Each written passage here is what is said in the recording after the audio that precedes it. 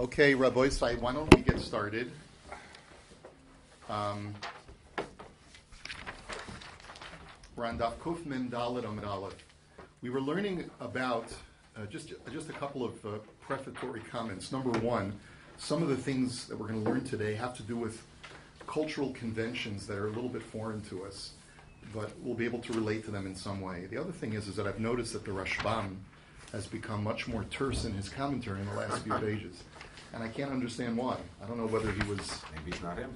Could be it's a different commentary, but it's a totally different style. And that's why you can see that the blot are a little bit longer now. So I don't know. I haven't done the research. We're paying for it now. Yeah, right. But anyway, so let's talk about where we were yesterday. We learned a Mishnah yesterday. That if a person leaves over an estate and there are multiple children and they haven't divided the estate yet, let's say one of the sons decides that he wants to make an investment in the estate. If he just does so using funds from the estate itself to do land improvement or other kinds of improvement to the estate, and the estate as a result appreciates in value, he has to divide the dividends among all of the brothers. He can't say, I was just doing it for me, because we haven't divided the estate yet. What are you doing trying to make money off of the undivided estate? But, we had said, if he says in advance, he says to his brothers, listen, I anticipate that this part of the estate is going to be mine, so I'm going to develop it. And because he's given that disclaimer in advance, if the portion that he's developed accrues in value, he gets to keep that all for himself when the division finally does take place. Okay, so that's where we're up to. It's on the fourth line of the Gemara. Amru re'u ma shehiniach abba harei anu osin va'ochlin hishbichu la'atzma. If one of the brothers, or the brothers, a subset of brothers, say, look, this is what we feel that our father left for us, we're going to develop that and use the dividends for ourselves, so then they have a right, the brother or brothers have a right to do that. Rav Safra shavak avu azuzi shaklinu avid behu iska asu achi teva'uhu bedina kamei derav. So the Gemara tells us a quick story that Rav Safra's father passed away, and Rav Safra went ahead and took some of the cash that was left by the father. They hadn't yet divided it, but he took some of the cash and invested it and got a very successful return on it. And the question was now, does the return have to be shared equally among the brothers, or does he get to keep it himself? So this was the Din Torah. So Amr Lahu Rav Safra Gavar Rabbahu Lo Shavik Yirsei V'Tarach Lachrin. So Rava, who was hearing the case, paskined, very unusual. He paskined that even though Rav Safra did not give the disclaimer in advance that he was doing this exclusively for himself, but the circumstances indicated at the very outset that he was only doing this for himself. Why?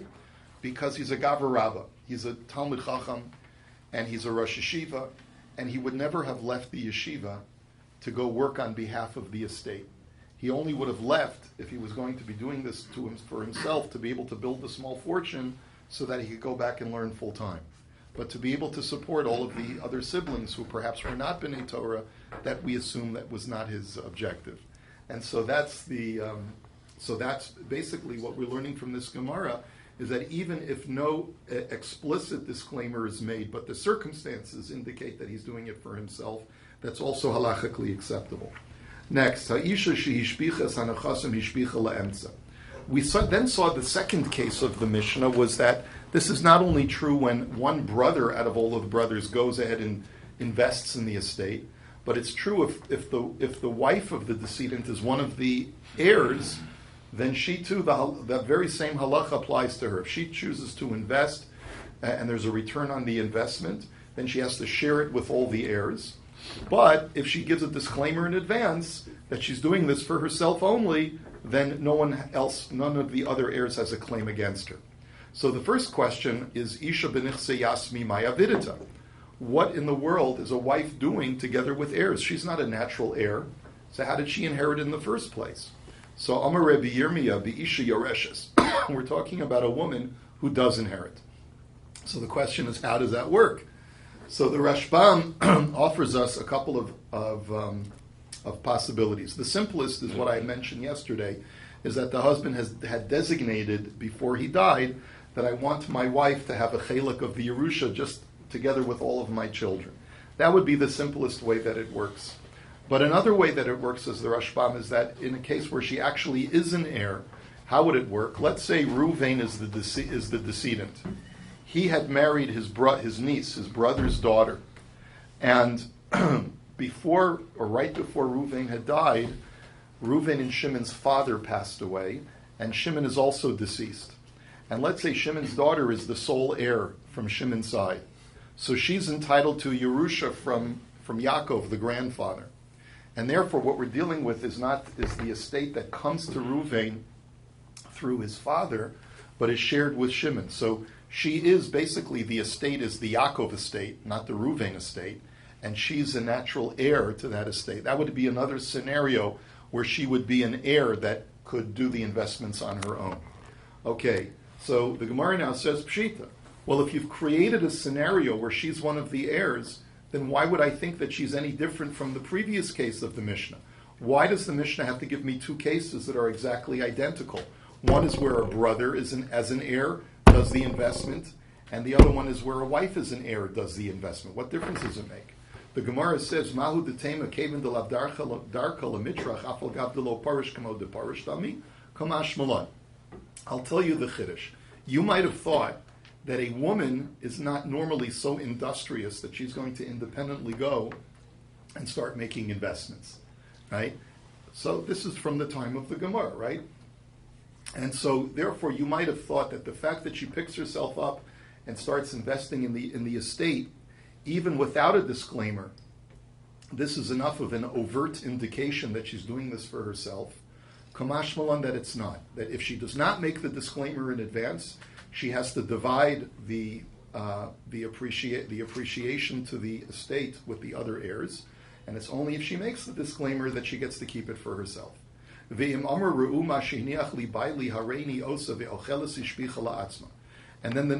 the alternative was that if she did make the disclaimer that I'm doing this only for myself, then she gets to keep it for herself. So here too the Gemara says Pshita. Why did you have to tell me that? That was clear from the previous case with the brother.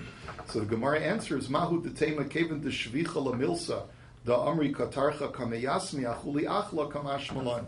And the Gemara again here gives a sort of an anti-feminist approach, because there's no feminism in the times of the Gemara.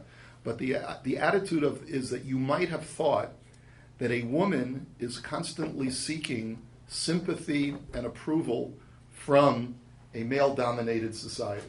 And therefore, you might have thought that since she would become the object of praise by providing for the yasomim in the estate, even if she had made the disclaimer, she's not to be taken seriously, and she really means to split it with the other heirs, the yasomim.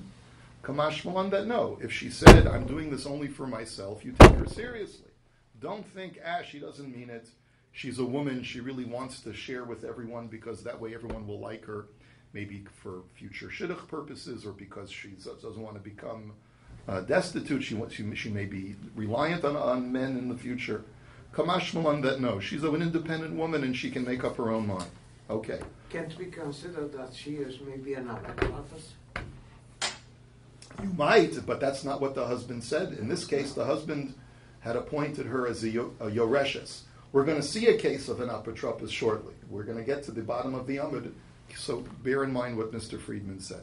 Amar Rabbi Chanina, Hamesi Isha Livno Gadol, Babayis Kino. So Rabbi Chanina says that there's a takanas chachamim in effect in the times when he's saying this halacha, which is totally counterintuitive, and we don't really know what the basis for it is, other than it just became a convention, a cultural convention that was accepted by Chazal. And that is, like there are a lot of cultural conventions that we do today that are not based on any halachic principles. What's an example? I'll give you an example. If you live in Eretz Yisrael and you're part of the Haredi world, you have to buy a dira for your children. Right? And if you don't, your kids are not going to get married. Is there any basis for this in halacha? None whatsoever. But once it becomes a convention, it's a convention. It becomes the standard. And therefore this has halachic ramifications as well. Let's say a man takes a building that he owns and makes the chasana in that building. The halacha is that that building now belongs to the chassan. Even though he just made the chasana there, but the fact that he put his son there for the chasana means that it's the convention is that it immediately goes to the son. The son now becomes the owner, without any kinyan made whatsoever. So the Gemara says, but there are a lot of very serious qualifications to this. V'davka gadol, v'davka besula, v'davka ishto rishona, v'davka shehisio risha. He says the qualifications are that it has to be the oldest son. That's what I'm understanding gadol over here means. Although it could mean that it's only when the son is an adult. There are two different ways that we could interpret that. But I'm going to explain it as that the son is the oldest son. And then another qualification is it's only when the bride it's her first marriage, she's a besula. And it's only when it's the son's first marriage that he's doing this. And it's only when the father marries him off first. If it's the first son he's marrying off and he's the oldest son and it's the first time marriage for both the chassan and the kala, only then is the building going to be given to the child. So the Gemara now says, Pshita yichilo aviv bayis v'aliyah bayis kana aliyah lo kana. Bayis v'achsadra mahu shnei batim zel lifnei mizeh mahu. So the Gemara says, okay, it should be fairly obvious that if the father owns a duplex and he makes the chasana in the downstairs, he's not giving the son the upstairs. He keeps the upstairs for himself. But what would be the halacha if there's a structure, a building or a house, and in front of the house is a porch, what we call a portico, which is sort of like it's a structure that you need to go through in order to access the house. Is that automatically awarded to the son, or does the father retain ownership of it? And another example of this, sort of like a portico, but it would be one house behind another house, a duplex but on one floor. And the only way to access the back house is to go through the front house. What if the father makes the chasana in the back house? Is he giving his son the front house or not? In both of those cases, the Gemara says take. So now we're going to challenge this whole convention. Because the Braisa Meisve Yichilo Aviv Bayis Uchlei Bayis Klei Bayis Kana Bayis Lo Kana. The Braisa is explicitly not like our what Rabbi Chanina just said. The Braisa says that in a situation where a father sets aside a house for his son to have his chasana, if there's furniture in the house, the son acquires the furniture, but he does not get the house itself. He only gets the furniture. So that's a direct contradiction to what we just said. Because Rabbi Chanina, you just said the kid gets the whole house. So Amar Rabbi Yirmiyah could go Shahaya Otsaro Shal Aviv Munach Sham. So here's another qualification. Rabbi Yirmiyah says the Bryce is talking about a case where the father is already using that building as a warehouse. In other words, the only time that a father is giving his son the house is only when it's totally vacant.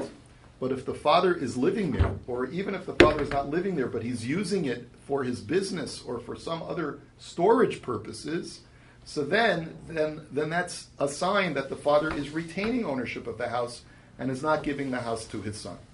Nahardoi Amri Afilu Shuvcha Dioni.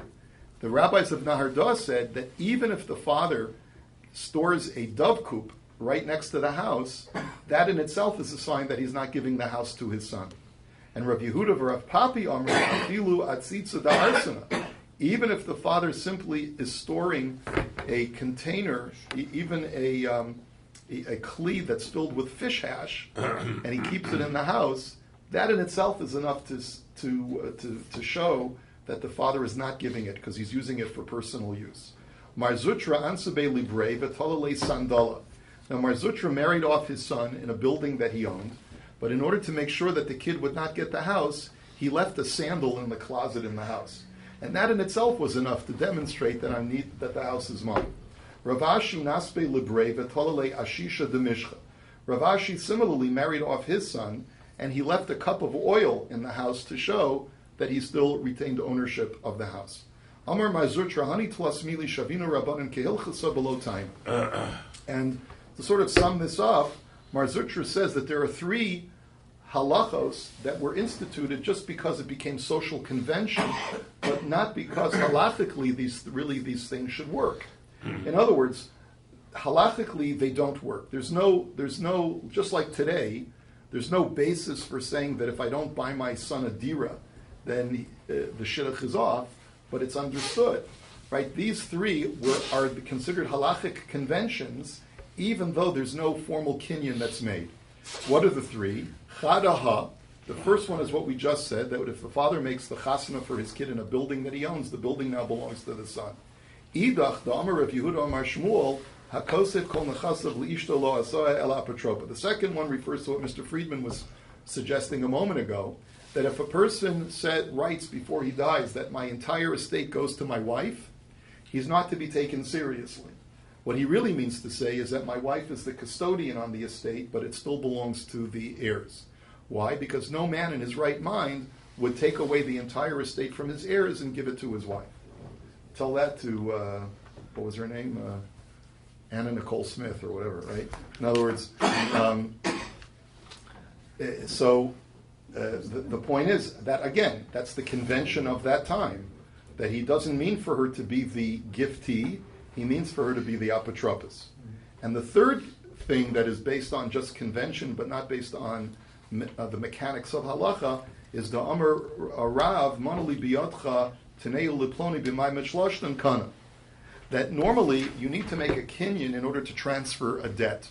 But Chazal made an accommodation that if, let's say, Ruvain is a creditor, Shimon owes Ruvain $100, and Ruvain basically says, you know what, I don't want to be bothered with having to collect the money from you. I owe Levi $100. So Shimon, I hereby authorize you that when you're ready to pay me back the debt, pay it to Levi directly and not to me. As long as the 3 of them are there in the same room at the same time when Reuven makes that declaration, boom, that's a legally binding transfer, even though there's been no kinyan, there's been no contracts drawn up. That's, again, a rabbinic accommodation that does not work according to the normal halachic conventions, but since it became a social convention, it's the halacha. Let's go on to the next Mishnah. Achin hashutfin, essentially what you learn from this whole exercise is that there are certain halachos that are based on convention and not necessarily based on strict mechanics of the law. You have to know how to apply that, of course, and that's something that would need to be addressed by the poskim. Achin hashutfin shenafal echad mehem lu'umnus nafal le'emsa chalav nisrape mishal atzmo. So here, again, this is a bit of a foreign social norm that we're not, we read about in the medieval period, that the king would conscript people to do government work. We don't normally have that today. But the way that it used to work was that you'd have an estate, and the king would look at each person who owned a parcel of land, and he would say, give me one person from the estate who will become the government contractor and will work for the government for, let's say, 5 years. And at the end of those 5 years, we'll give him a nice, tidy sum of gold for compensation. What the Mishnah is essentially saying is that if let's say the father is deceased and the brothers have not yet divided the estate, and the king conscripts one of the brothers, and he works and he brings back a big, tidy sum of gold, that gold has to be divided among all of the brothers. Why? Because the reason why he was conscripted was not because of any specific skill that he had to offer, but was rather because he's a representative of that entire estate. And therefore his work his work fee goes to the entire estate, not just to him. By contrast, what the Mishnah gives us is case number 2. Let's say one of the brothers becomes ill, and there are medical expenses that are needed in order to pay for his cure. If it costs, let's say, a big amount of money, the brother cannot say, well, take it out of the estate in general. No. We're not taking it out of the estate. Whatever it cost is coming out of your share of the estate, not coming from the general estate. And the question is why. So the Gemara will explain why shortly. Let's take a look at the Gemara. Tana, hai umnus le'umnus hamelech. So the first thing that the Gemara establishes is that when we say that one brother is working and he has to share his fee with the entire estate with his other brothers, is only when he's conscripted by the king. But let's say he goes out and gets a job, right, and does contract work for a private enterprise, of course he's allowed to keep that for himself. Tanu Rabbanan, echad min ha'achin sheminuhu gabay o plumustus, im machmas ha'achin la'achin, im machmas atzmo la'atzmo. So here further, the Brisa qualifies it and says, even if a brother is conscripted by the king, by the government, to become either a tax collector or a plus mustus, which is like a general in the army, so it depends. The Brisa says it depends.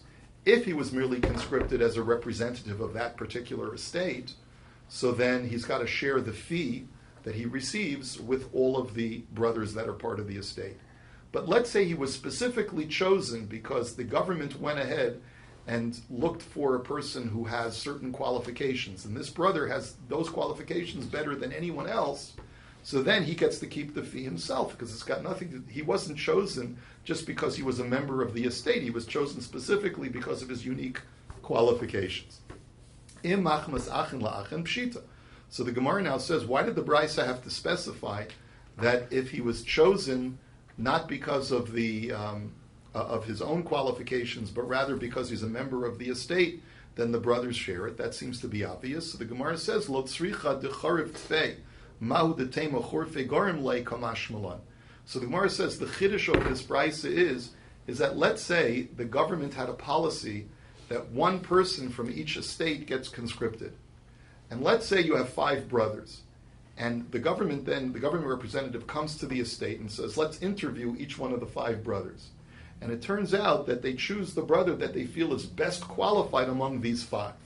So you might have argued that since they chose him because he was best qualified, he gets to keep the fee himself. The answer is no. Since they were going to take one out of the 5 no matter what, it's only because he was chosen because he's part of the estate, and therefore he has to split it with the other brothers. The only time he gets to keep it himself is if they make a national search, not based on one person per estate, but rather we want the best bridge builder, for example, that we can find. And if this guy is an architect and an engineer and he can build a bridge, so it's got nothing to do with the fact that he's part of an estate, that's when he gets to keep it himself. Tana Rabbanan, echad min ha'achin shenatol masayim zuz lilmod Torah o lilmod umnis, Yecholin ha'achin lomar lo im ato etzleinu yesh l'cha mizonos, im ein ato etzleinu, ein l'cha mizonos. So the Gemara now says a related issue. Let's say that the estate is still undivided, and one of the brothers says, you know what, guys, listen, I don't want to stay here at home all day. I want to go to a faraway place where there's a yeshiva and learn Torah. Or he says, I want to go to a faraway place where I can learn a trade. Right? I want to go to trade school, and it's out of town, so I got to leave. So I'm just taking some money from the estate. I'm taking a couple hundred zuz, so I'll have a place to live and a place to eat. I just need it for food and lodging. So if I was here, I would need the same money for food and lodging anyway, so don't take it out of my chelik of the estate. It should come out of the general pot. The brothers can say, sorry, Charlie. No. If you're taking 200 zuz to leave the family, that's coming out of your chelik. So the Gemara says, but that's not fair. So the Gemara says, but why should that make a difference whether he's living at home or whether he's living away? He's still got to eat. So the Gemara answers, he says, this supports Rav Huna, who says that the blessing of the house is when there's consolidation. What that means, at least according to Tosfos, is that, and as we all know as parents of kids, it's much cheaper to feed your child if he's living at home than if he's living abroad, right? There he's got to buy his own food, and it's not so easy for him, So it costs much more money for if the brother decides he's going to leave town, his cost of living immediately goes up exponentially. You have 10 kids, one more doesn't make a difference. Also, you have 10 kids, you feed 11. That's right. You put up a pot of stew, and if you were home, you just it would cost us almost the same amount. So that's the argument. So the Gemara says v'leis v'lei lefi birkas habayis in hachinam. So the Gemara says, but at least let him deduct the amount that it would cost to feed him if he was staying at home. Okay, fine. Let's say it costs $10 per meal if he's away from home, but it costs $2 per meal if he stays at home. So at least deduct the $2. So the Gemara says, you're right. If he ends up taking $10 per meal for the year, you deduct $2 that it would normally cost for him if he was staying at home, and you take that from the general pot, but the rest you deduct from his chelek that he's eventually going to get. Next, chalav v'nisrapi mishal atzmo, but then we said if he needs medical expenses, that does not come from the general estate, it comes from his own chelek. In other words, you deduct it from whatever he's going to eventually get from the estate. So Sholach Rabin Mishmei de Rabbi Ilah Lo Shanu Ela Shechala B'Pshia Avol Ba'Ines Nisrapi Min HaEmtza. The Gemara says that's only true if his illness was through his own negligence. But if his illness came unexpected and there was nothing that he could have done to prevent his illness, so then he does have a right to take it from the general estate and does not get penalized by having his portion deducted from. So the Gemara says, Hechi Dami B'Pshia. What's an example of getting ill through negligence? The Rabbi Chanina, the Amar Rabbi Chanina, Kol bidei shamayim chutz mitzinim pachim, shenemar tzinim pachim b'derech ikei shomer nafsho yirchak me'em. So it's an example of that, says Rabbi Chanina, is if a person catches a cold. A person catches a cold. Why? Because he didn't wear a jacket, or he didn't get enough sleep, didn't take good care of himself, didn't take probiotics or whatever they say, right? He should have eaten a healthy diet and so forth. So there we say that you got sick because of your own negligence, so we don't have to pay for you to be, to get medicine for it to cure your cold or your flu, whatever it is. But if you got a more serious illness that had nothing to do with your negligence, so then it comes from the general estate. Let's go on to the next mission. Ha'achin sha'asu mikzasin shushbinus b'chaye ha'av chazru shushbinus chazru le'emtza shahashushbinus nikbeis beveistin. Okay, this is where we get a far afield of our cultural comfort zone. When you go to a chasana, right? Typically, when a person goes to a chasana, you give a gift to the chasan and kala. You write them a check, or you go to Bed Bath and Beyond and you get them a housewarming gift or whatever it is, and you give it to them and you're done. That's not the way it used to work in the old days. In the old days, people didn't have disposable income to buy gifts. Some might argue that we don't have it today either, but that's another story. But today, back in the times of the Mishnah, what did people do?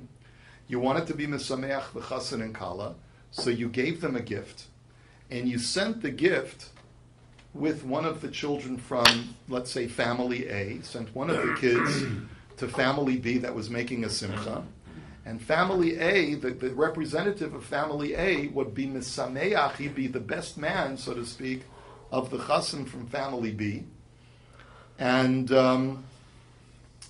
would leave a gift at the end of Sheva Brachas, would leave a nice hefty gift.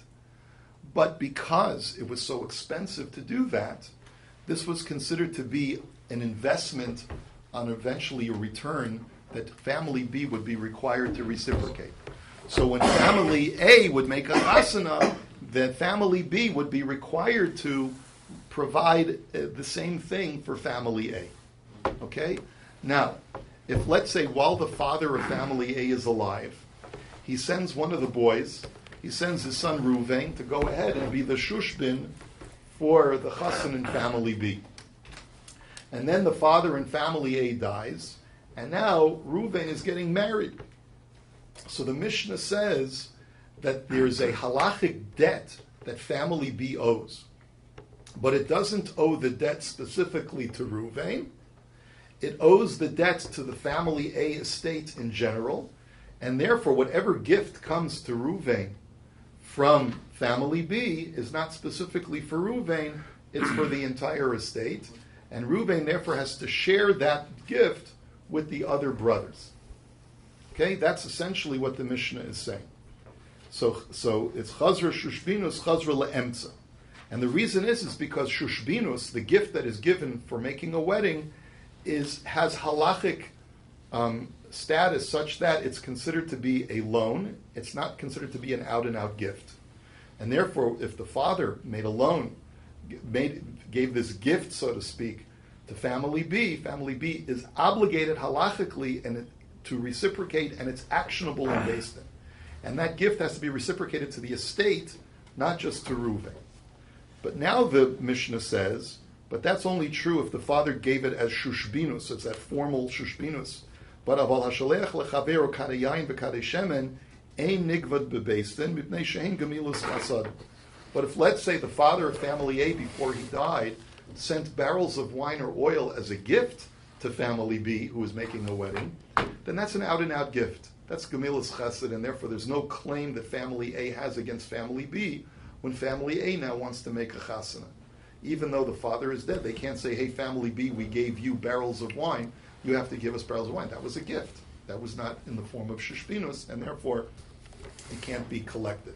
And therefore, if family B wants to give Reuven, who's one of the kids getting married in family A, Reuven can't be required to divide it among his other brothers. The Gemara now says uramini. Let's raise a contradiction. Sholach lo aviv shushbinus kishehi chozeres lo nishtalcha lo aviv shushbinus kishehi chozeres min ha'emtza.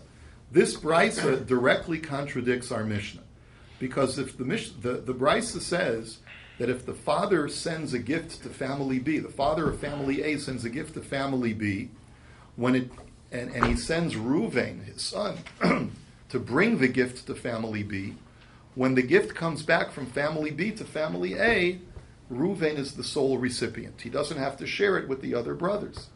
That contradicts our Mishnah directly. But nishtalcha le'av of shushbinus kishi chozeres min ha'emsa. But let's say the father, before he died, himself was getting married, and family B sends him shushbinus, sends him a gift. When it comes time for family A to reciprocate, it comes from the entire estate. Even if the father was making a chasana for one of his kids, and family B sent a gift, then it comes from the general estate. Because why? Because they were doing it for the father, they were sending the gift, and therefore the estate, now the father is dead, the estate in toto has to return the gift, not just the boy who got married and received the gift. So Amar Rabbi Asi, but therefore we have a contradiction. The Reisha, our Mishnah says that when family B is reciprocating, they reciprocate to the entire estate. And this brisa says that when family B reciprocates, they reciprocate only to Reuven, who was the one who brought the gift over on behalf of the family. So Amar Rabbi Asi, Amar Rabbi Yochanan, Ki Tanan Nami Masnis Nishtalcha La'aviv Tanan. So Rabbi Asi says the way to reconcile it is that our Mishnah is also not talking about family A after the death of their father. Remember, the Shushbinus is family B reciprocating, right? So our Mishnah is not talking about family B reciprocating. Our Mishnah is talking about where family A had previously received the gift from family B, and now family A needs to reciprocate. Since family B had given it because of the father who's now deceased, when family A reciprocates, they reciprocate from the entire estate and not just from the chassan who got married. That's what our Mishnah means as well. It's not talking about receiving, it's talking about reciprocating back to family B. So the Gemara now says, V'ha'achen sha'asu mikzasan shushbinus ketani. So the Gemara says, but wait a minute. That's not what the language of the Mishnah implies. The Mishnah is saying that we're talking about where the father of family A had sent his son Reuven to send gifts to family B. And now it's time for family B to reciprocate. How can you tell me that that's not what our Mishnah is talking about if that's the language of the Mishnah? You're suggesting that that's not what our Mishnah means. Our Mishnah means is that now it's time for family B to reciprocate. Now it's time for family A, which had previously received the gift, to give back to family B. But that's not what the Mishnah says. So the Gemara says, Tani limik tzasan. So the answer is, you have to, instead of reading it, achen she'asu mikzasan, it's achen she'asu limikzasan shushbinas. That really family A had previously received the gift that went to one of the brothers who was getting married. When it comes time to reciprocate, our Mishnah says it comes from the general estate. But in Achinami, if family B is reciprocating because they want to show appreciation to Reuven, who brought them the gift, they only have to give it to Reuven. V'hachazru shushbinus ketani. But wait a minute, the Gemara says, but again the language is difficult because it says that family B has to reciprocate. And you're telling me that family B is not reciprocating, family A is the one who's giving the gift back. So hachi kamer, chazru legabos nigbeis me'emtza. The way you read our Mishnah is when it comes time for family A to give back what they had previously received, the entire estate donates. So that's one way of answering. So that was Rabbi Asi in the name of Rabbi Yochanan. But Rabbi Asi himself says, I don't like that teretz. I'm going to give an alternate teretz. Lo kasha kan bistam kan b'mefarish. That the difference between our Mishnah and the Brisa is in both cases, family B is reciprocating to family A. But the difference between the Mishnah and the Brisa, the Mishnah says that the estate gets the entire estate gets the gift from family B. And the Brisa said that it only goes to Ruvain, who was the one that the father had sent to bring the gift to family B in the first place. So how do you reconcile it? It depends on how the father had specified for Ruvain to go. Kiritanya, shalach lo aviv shushbinus, keshu choseres lo. Shalach aviv shushbinus stam, kishi choseres laemtza. It depends how the father of family A had designated.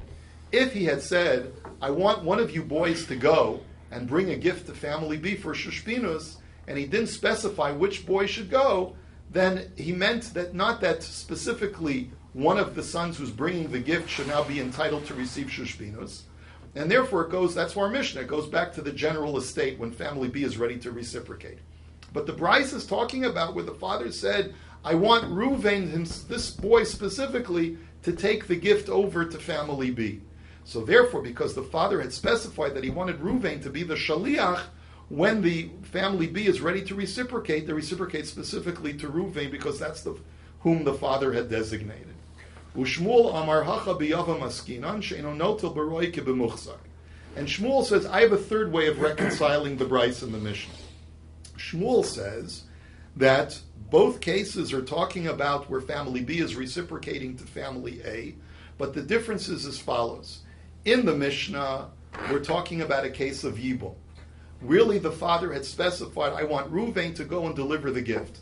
But what happened now is that Reuven, it's time for him to get married, and Shimon is now ready, the kid from family B is ready now to reciprocate the gift. But Nebuch, what happened is that before Reuven could have the chasana, Reuven passed away. His brother Shimon is now going to do Yibum. And Shimon says, well, family B was going to reciprocate to Reuven, so I should get the gifts. Sorry. As a Yavam, you're entitled to whatever Reuven owned when he died.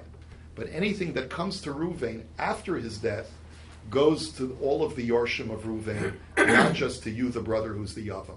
And that's what our Mishnah is talking about. It says it goes to the general estate, not just to the Yavam. You could avoid all the problems, couldn't you, by the father giving to Reuven the gift as a gift to Reuven, and then instead of him being a shliach, it avoids all the problems, the confusion. It would, but what it does is that it violates the convention. You're suggesting a solution which would entirely change the culture of the time. Mm-hmm. The culture of the time is that a family sends to a family. He's a shliach. He's a shliach for the family. Yeah. Is it tit for tat, like 1 for 1? Exactly 1 for 1. It's got 10 kids and Shimon's got 1. That I don't know. I don't know how it works, as far as how they work it out. But this is the general sketch. So Michlal di'idach mishalem nema tenuli shushbini ve'esmachimo. So the Gemara says, now hold on a second. Is this to imply that family B, if Reuven dies, still has to make good on the gift, and they have to give it to the estate?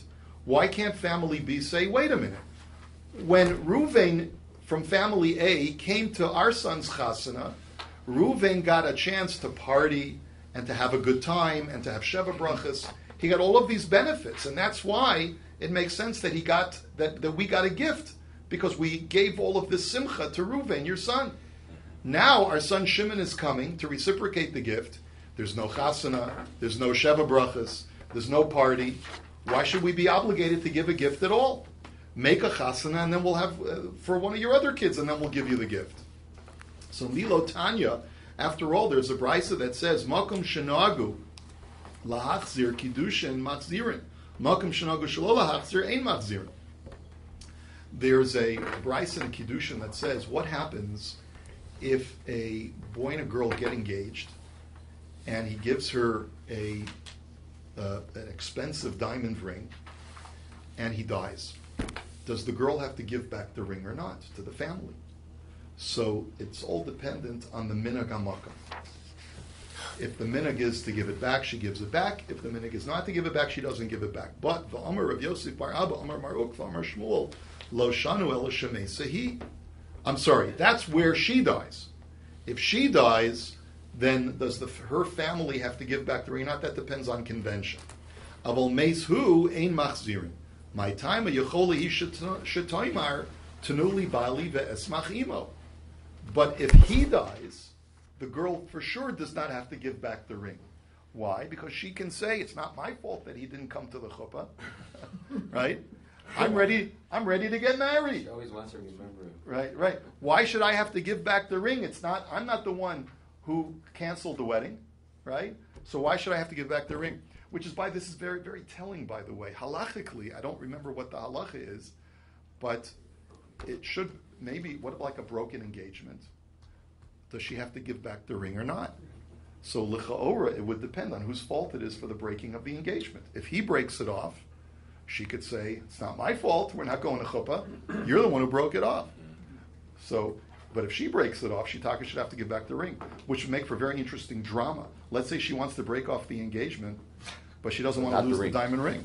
So she could create all of these, she could start acting up, oh, I still want to marry you, but then she starts doing deplorable things for him to cause him to break off the engagement. Anyway, Hachanami. So the Gemara's question is over here too. Nema tenuli shushbini ve'esmachimo. She could say, listen, give me, why can't family B say, I'm happy to give the gift, but let's have a chasana. And if you can't make a chasana, why should I have to give a gift? It's not my fault that family B says that we can't make a chasana.